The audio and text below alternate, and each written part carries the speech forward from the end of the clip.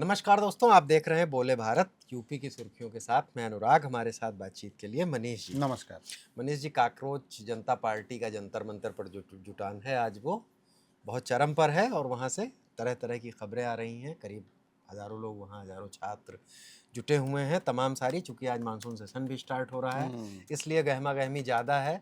प्रदर्शनकारी छात्रों के पहुँचने का सिलसिला जारी है। दिल्ली के राजू चौक मेट्रो स्टेशन में कुछ छात्र घुस गए हैं, बैरिकेटिंग हटाने, लाठीचार्ज जैसी सूचनाएं भी आ रही हैं। इसी बीच बातचीत ये भी सामने आई है कि काकरोच जनता पार्टी के लोग उनके प्रवक्ता जेपी नड्डा, जो कि केंद्रीय मंत्री हैं, उनसे मुलाकात कर सकते हैं। सोनम वांगचुक ने भी कुछ शर्तें रखी थी कि वो धरना खत्म कर देंगे। बिल्कुल। और उत्तर प्रदेश में समाजवादी पार्टी की तरफ से पहले भी लोग गए थे सांसद उनके धरने पर, और आज भी डिम्पल यादव, इकरा हसन और प्रिया सरोज, इनकी चर्चित महिला सांसद हैं, उन्होंने सीजीपी के समर्थन में मार्च निकाला। और जा भी चुकी हैं डिम्पल वहाँ, धरना स्थल पर भी गई थी जब सोनम वांगचुक बैठे हुए थे। तो पूरा समर्थन समाजवादी पार्टी का है। कांग्रेस भले ही थोड़ा दूरी बना रही हो या सोच समझ के चल रही हो।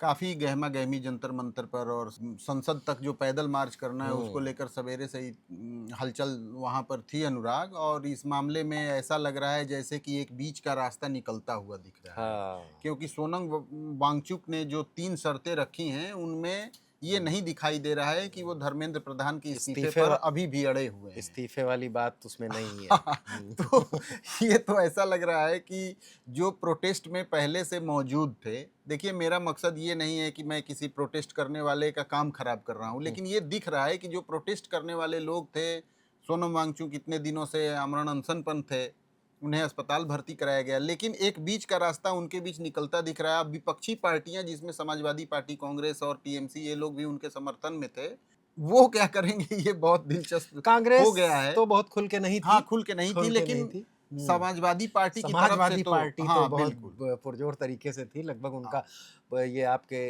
जो यहाँ के सांसद हैं कौशाम्बी के, वो अक्सर जाया करते थे। पुष्पराज सरोज, पुष्पराज प्रिया सरोज, डिम्पल डिम्पल यादव, ये इकरा सारे लोग हसन वहाँ गए, इकरा और हसन। समाजवादी पार्टी के जो बिल्कुल। लोग नहीं भी हैं, चंद्रशेखर आजाद तो वहाँ कई बार हाँ, गए। कई कल बार रात गए। भी वो वहाँ बैठे बिल्कुल, हुए थे। बिल्कुल, बिल्कुल। तो उत्तर प्रदेश के लोगों ने इसको अपने स्तर पर, विपक्ष ने खास तौर से पूरा समर्थन दिया। और सबसे बड़ी बात यह है कि संसद के मॉनसून सत्र की शुरुआत भी हुई है। इस मामले में सुन लेते हैं अखिलेश यादव ने क्या कुछ कहा। ये सरकार नहीं, अहंकार है। और जो श्रद्धांजलि में भेदभाव करते हो, जब लाखों लाख और करोड़ों लोग और करोड़ों परिवार इस आंदोलन से जुड़े हों, जिन बच्चों की जान गई, उनके प्रति एक शब्द नहीं, श्रद्धांजलि तक नहीं, इससे बड़ा अहंकार क्या हो सकता है सरकार को। और जब बच्चे यहाँ आए हैं, छात्र, नौजवान, युवा जब यहाँ आए हैं और वो चाहते हैं सरकार कोई सुने, सरकार में अहंकार कितना कि सुनना भी नहीं चाहती है। सुनना तो दूर, अगर वो लोकसभा यहाँ तक आना चाहें अपनी बात कहने, तो लाठी और जो अन्याय कर सकते हैं, जो प्रताड़ना दे सकते हैं, वो दे रहे हैं। सरकार ऐसी ही है। और सरकार के अगर पन्ने पलटें, एक बार भारतीय जनता पार्टी की सरकार यूपी में थी, 1 साल का मेडिकल का कोर्स जीरो हो गया था, सेशन जीरो हो गया था। ये बीजेपी के लोग आज से नहीं घोटाला कर रहे हैं, इनकी हमेशा ये कोशिश रहती है घोटाला कर लें। और पेपर लीक में जितने लोग शामिल होते हैं वो भाजपाई हैं। यूपी में बाकायदा ऑडिट किया हम लोगों ने और एक किताब जारी की और जारी करके ये बताया कि कितने पेपर लीक हुए हैं। कोई दोषी नहीं पकड़ा गया आज तक। 20 से ज़्यादा पेपर लीक हुए हैं, लेकिन कोई भी दोषी नहीं पकड़ा गया। इसलिए नहीं पकड़ा गया क्योंकि बीजेपी के लोग उसमें शामिल रहे। और नौकरी न देना इसलिए भी सरकार करती है क्योंकि आरक्षण देना पड़ेगा। अगर सरकारी नौकरी होगी तो आरक्षण देना पड़ेगा। ये भ्रष्टाचार नहीं कर पाएंगे, आउटसोर्स से करेंगे तो भ्रष्टाचार कर पाएंगे। जब नौकरी सरकारी मिलेगी तो बजट से पैसा जाएगा। दुख है कि आज लाठी चली है।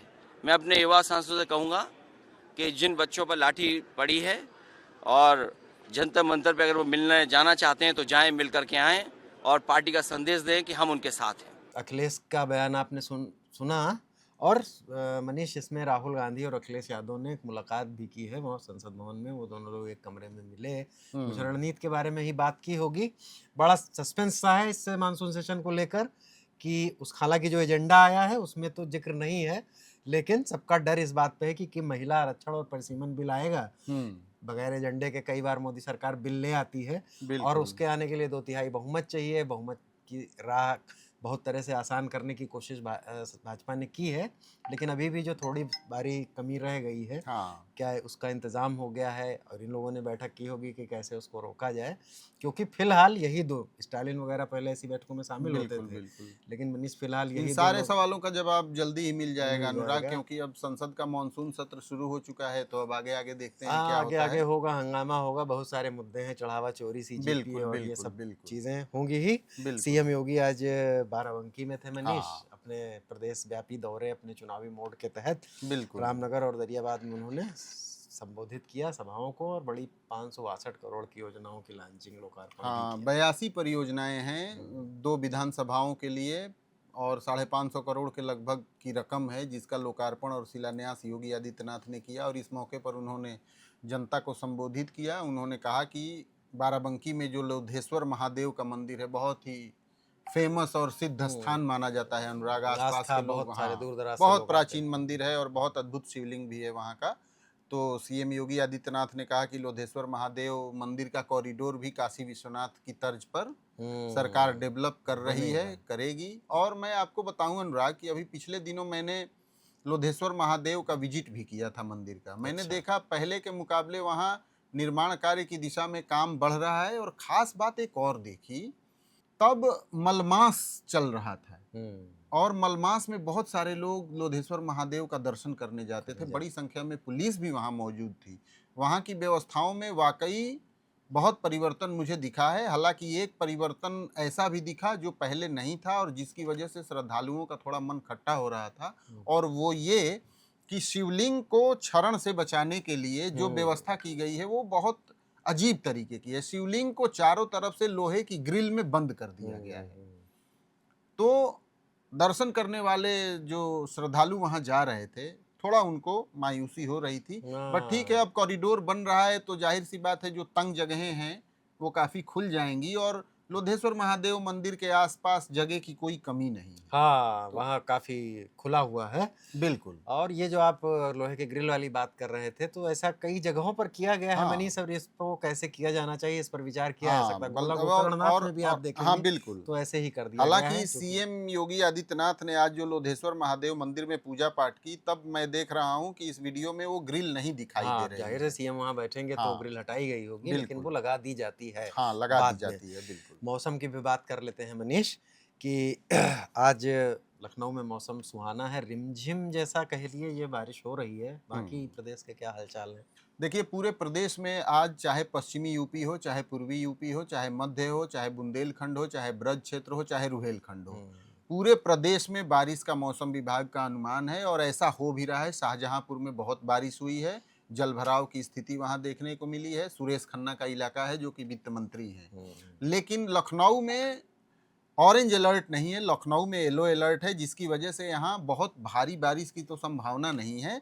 लेकिन बाकी पश्चिमी यूपी में सहारनपुर ले लें या पीलीभीत, लखीमपुर खीरी, बहराइच, गोंडा, इसके बाद आप पूर्वांचल में बिहार से सटे हुए जिले आ जाएं, जिसमें कुशीनगर, देवरिया, बलिया, गाजीपुर, चंदौली, सोनभद्र, मऊ, मिर्जापुर और बुंदेलखंड में महोबा, जालौन, इसके अलावा आगरा क्षेत्र में भी, आगरा मंडल में भी कहीं कहीं तेज से बहुत तेज बारिश का मौसम विभाग ने अलर्ट जारी किया है। अगले 10-12 घंटों के दौरान 21 जुलाई से इसमें थोड़ी कमी देखने को मिल सकती है। 21 जुलाई को बुंदेलखंड के आसपास के इलाकों में बारिश होगी और 22 जुलाई के लिए भी मौसम विभाग ने जो अनुमान जारी किया है उसके मुताबिक प्रदेश से बारिश बुंदेलखंड तक सिकुड़ के रह जाएगी। बाकी पश्चिमी यूपी से पूर्वी यूपी तक मौसम के खुलने की संभावना जताई गई है। तो 22 तारीख से मौसम के खुलने की संभावना है। अगले 48 घंटे तक प्रदेश में बारिश होती रहेगी। अब ये देखना बहुत अहम होगा कि इस बारिश से जो बारिश की कमी थी उसकी कितनी भरपाई हो पाती। यानी कि कुछ बेहतर हुई है स्थिति, आपकी बातों से ऐसा लगता है जैसे शुरुआत, लेकिन बहुत अभी भी कमी है। करीब 50 जिले प्रदेश के ऐसे हैं जहां औसत बारिश से बहुत ज़्यादा कमी अभी तक की हुई है 1 जून से। और यदि 20 जुलाई तक का आंकड़ा देखें तो मौसम विभाग के अनुसार लगभग 50 जिलों में बारिश की औसतन कमी है, कहीं कहीं बहुत ज़्यादा कमी है। चलिए, उम्मीद करते हैं कि ये कमी अगले झोंके में मानसून के पूरी होगी। इसी के साथ यूपी की सुर्खियों को विराम देते हैं। देखते रहिए बोले भारत। नमस्कार, धन्यवाद। नमस्कार।